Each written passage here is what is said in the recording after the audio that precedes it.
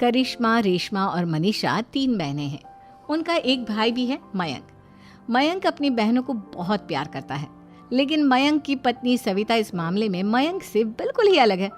वो अपनी ननदों का जितना बुरा कर सकती है उतना बुरा करती ही रहती है और अपनी ननदों पर हुक्म भी चलाती है। करिश्मा, करिश्मा, तुमने अभी तक नाश्ता नहीं बनाया?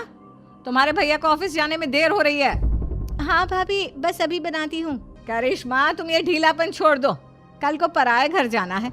वहाँ अगर तुम इस तरह से काम करोगी तो लोग क्या कहेंगे कि माँ ने और भाभी ने कुछ सिखाया नहीं। और तुम्हारी दोनों बहनें कहाँ हैं?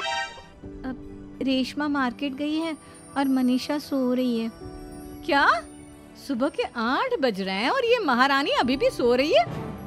ये कहते हुए सविता अपनी सास दुर्गा देवी के पास जाती है। माँ जी, देख रही हो अपनी बेटियों के तौर तरीके? क्या हुआ बहू, सुबह सुबह क्या कर दिया मेरी बेटियों ने?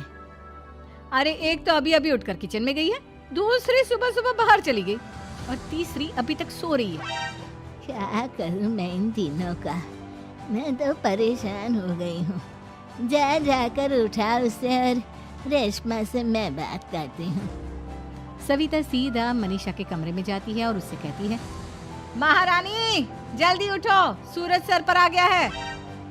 भाभी थोड़ी देर और सोने दो ना, मैं रात को लेट सोई थी। वो क्या है ना, यूनिट टेस्ट चल रहे हैं। शराफत से उठती है या नहीं, या फिर पानी की भरी बाल्टी डालूं तेरे ऊपर? नहीं भाभी, मुझे बिस्तर में नहीं नहाना, उठती हूँ मैं। मनीषा जल्दी से उठकर बाथरूम में चली जाती है। सभी आराम से बैठकर नाश्ता कर रहे होते कि तभी रेशमा बाजार से हाथ में सामान लिए आ जाती है। रेशमा को देखते ही सविता उस पर बरस पड़ती है। लो, आ गई महारानी। ऐसा भी क्या सामान लाना था जो सुबह आंख मलते ही बाजार की तरफ रवाना हो गई? भाभी, कल आप ही तो चीख रही थी कि घर का सारा सामान मुझे ही लाना पड़ता है, घर में किसी को भी किसी काम से कोई लेना देना नहीं है। अब मैं बाजार जाकर सामान ले आई तो आपको इस बात से भी तकलीफ हो रही है? देख रही हो माँ जी, अपनी बेटी की जुबान कैंची से भी तेज चलती है। और मयंक, आप तो कुछ कहेंगे नहीं अपनी लाडली बहन को? रेशमा, अपनी भाभी से ऐसे बात नहीं करते। चलो माफी मांगो। भैया, मैं क्यों माफी मांगू? आप भाभी से बोलिए ना कि हम पर कम हुक्म चलाया करे। हम इस घर की बेटियां हैं और आपकी पत्नी की ननद है, नौकरानी नहीं। लो कर लो बात। इनकी भलाई के लिए कुछ भी बोलो तो इन्हें बुरा लग जाता है। इस घर में यही इज्जत है मेरी। देख लो माँ जी, आपकी बेटी किस लहजे में मुझसे बात कर रही है। सविता वहाँ से चली जाती है। मयंक को बहुत गुस्सा आता है, वो भी वहाँ से चला जाता है। फिर करिश्मा रेशमा को समझाती है, रेशमा, तुम्हें भाभी से माफी मांग लेनी चाहिए थी ना। लेकिन दीदी, मैंने कुछ किया ही नहीं, तो मैं माफी क्यों मांगू? हाँ करिश्मा दीदी, रेशमा दीदी जैसे ही घर में आई भाभी ही उन पर चिल्ला रही थी। हाँ, मैं मानती हूँ कि गलती भाभी की थी। मैं तो इसलिए बोल रही हूँ कि भाभी ने माँ को तो पूरी तरह अपने वश में कर लिया है। वो हमारी बात सुनती ही नहीं। मयंक भैया हमारे लिए हमेशा खड़े रहते हैं, इसलिए उनकी बात का मान तो तुम्हें रखना चाहिए था ना। कोई फायदा नहीं दीदी, कुछ दिनों की बात और है, भाभी उन्हें भी हमारे खिलाफ भड़का देंगी। फिर वो भी माँ की तरह हमारी किसी बात का विश्वास नहीं करेंगे। इसी तरह सविता अपनी तीनों ननदों को किसी न किसी बात पर परेशान करती रहती थी। एक दिन मयंक अपनी तीनों बहनों के लिए गिफ्ट लाया। क्या रेशमा, ये तुम्हारे लिए हार का सेट। रेशमा, तुम्हारे लिए सुंदर सी ड्रेस। और मनीषा, तुम्हें किताबें पसंद है ना, तुम्हारे लिए किताबें लाया हूँ। थैंक यू भैया। थैंक यू भैया। थैंक यू भैया। करिश्मा, तुम्हारा नेकलेस कितना सुंदर है, ये भैया कहाँ से ले आए होंगे? मैंने भैया को 3 दिन पहले फोन पर ये डिजाइन दिखाया था और आज भैया ये ले आए। सविता तो अपनी ननदों के गिफ्ट्स देखकर जल गई और करिश्मा का नेकलेस तो उसे भी बहुत पसंद आया था। अपनी बहनों के लिए कितना अच्छा नेकलेस लेकर आए हैं, मुझे कभी कोई गिफ्ट नहीं दिया। मैं आज ही ये हार चुरा लूं। रात में सविता करिश्मा का हार चुरा लेती है और इसी तरह उसे अपनी ननदों की जो भी चीज अच्छी लगती वो उसे मांगती नहीं, बल्कि रात के अंधेरे में चुरा लेती। इसी तरह दिन बीतते गए और सविता ने मयंक के दिल में भी उसकी बहनों के लिए नफरत पैदा कर दी। एक दिन मयंक ने करिश्मा और रेशमा के लिए रिश्ता देखा और ये बात उसने घर में सबको बताई। माँ, करिश्मा और रेशमा के लिए बहुत अच्छा रिश्ता आया है। वो लोग कल इन्हें देखने आ रहे हैं। आप और सविता मिलकर सारी तैयारी कर लेना। ये सुनकर करिश्मा और रेशमा खुश हो जाती हैं, लेकिन सविता सोचती है अगर इन दोनों बहनों की शादी हो गई तो घर और बाहर का काम कौन करेगा। मनीषा तो एक नंबर की कामचोर है, उससे तो किसी बात की उम्मीद लगाना ही बेकार है। मुझे इस शादी को रोकना होगा। अगले दिन सभी लड़के वालों के स्वागत की तैयारी करने में लगे होते हैं। तभी मयंक अपनी बहनों से आकर कहता है, तैयार हो गई तुम दोनों?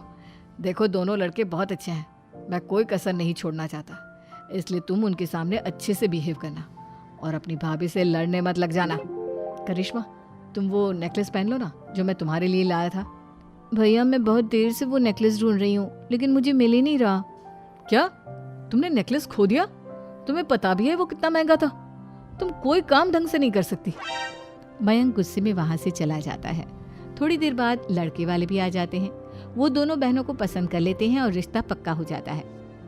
लेकिन सविता के दिमाग में तो कुछ और ही खिचड़ी पक रही थी। वो पंडित जी के पास करिश्मा की कुंडली लेकर जाती है और उन्हें पैसे देकर करिश्मा की कुंडली बदलवा देती है। जब लड़के वालों के पास करिश्मा की कुंडली जाती है तो वो दुर्गा को फोन करते हैं। बहन जी, हमने करिश्मा की कुंडली अपने पंडित जी को दिखाई थी। आपकी बेटी की कुंडली नहीं बल्कि दोषों का पिटारा है। देखिए, मैं और मेरे पति इन सब बातों में बहुत विश्वास करते हैं, इसलिए हम आपकी बेटी से अपने बेटे की शादी नहीं करा सकते। इस तरह करिश्मा का रिश्ता टूट जाता है और सभी घर वालों को बहुत दुख होता है। अब कविता सोचती है, चलो करिश्मा का तो रिश्ता टूट गया, अब रेशमा का भी रिश्ता तोड़ना है। क्या करूं? अब सविता आवाज बदलकर किसी अननोन नंबर से रेशमा के होने वाले ससुराल में फोन करती है। हेलो, मैं कौन हूँ कौन नहीं ये आपके लिए जानना जरूरी नहीं। बस इतना सुन लो कि रेशमा का 2 साल से किसी के साथ अफेयर चल रहा है। बस रेशमा का रिश्ता तोड़वाने के लिए सविता का इतना कहना काफी था। अब रेशमा का भी रिश्ता टूट गया। मयंक और दुर्गा देवी ने रेशमा को खूब खरी खोटी सुनाई और उससे बार बार उस लड़के के बारे में पूछने लगे। आप दोनों मुझे क्यों परेशान कर रहे हो? अरे कोई लड़का होगा मेरी लाइफ में तो मैं बताऊंगी ना, जब कोई है ही नहीं तो कहाँ से लाऊं मैं कोई लड़का? तो तेरे होने वाले ससुराल वालों को फोन किसने किया था? माँ मैं नहीं जानती किसने फोन किया था, मैं सच कह रही हूँ। मैं तो पहले ही कह रही थी इसकी लगाम खींच कर रखो, लेकिन मेरी सुनता ही कौन है। आप चुप रहिए भाभी, ये सब आपका ही किया धरा है। अब तीनों बहनों को विश्वास हो जाता है कि ये सब उनकी भाभी ही कर रही है। तीनों बहनें अपनी भाभी को सबक सिखाने के लिए एक वकील कर लेती है और घर में हिस्सा मांगना। देखो भैया, माँ बाप की जायदाद में जितना बेटों का हक होता है उतना ही बेटियों का, इसलिए इस घर के 4 हिस्से होंगे और हमें अपना हिस्सा चाहिए। मैंने तुम्हारे लिए क्या क्या नहीं किया और तुम इस घर में हिस्सा मांग रही हो? भैया, आप और माँ हम बहनों की कोई बात नहीं सुनते हो और भाभी हमारी शादी नहीं होने देगी क्योंकि उन्हें लगता है कि आप हमारी शादी में ज्यादा पैसा लगाओगे और उन्हें हम जैसी फ्री की नौकरानी कहाँ मिलेगी। तो हम भाभी के साथ तो रह नहीं सकते, हम बहनों को अपना हिस्सा चाहिए। अरे तुम्हें शर्म आनी चाहिए अपने भाभी पर ऐसा इल्जाम लगाते हुए। वो तुम्हारे बारे में कितना सोचती है। हाँ माँ, भाभी हमारे बारे में बहुत सोचती है, दिन रात बस यही सोचती रहती है कि किस तरह से अपनी तीनों ननदों को परेशान करूं और कभी मुझे पढ़ने भी नहीं देती। दोनों बहनों का रिश्ता भी तो इन्होंने ही तोड़वाया है और रात में हमारे कमरे में आकर हमारी चीजें भी चुराती हैं। इसी तरह सविता की तीनों ननदें अपनी बात पर अड़ी रही। अब कोर्ट में तारीख भी शुरू हो गई। जब सविता को लगा कि उसकी तीनों ननद इतनी आसानी से नहीं मानने वाली, तो उसने अपने पति और सास को सारी सच्चाई बता दी और अपनी तीनों ननद से माफी मांगी। मयंक और दुर्गा को भी अपनी गलती का एहसास हो गया। अब सविता खुद करिश्मा और रेशमा के लिए अच्छा रिश्ता ढूंढती है और उनकी शादी करवाती है।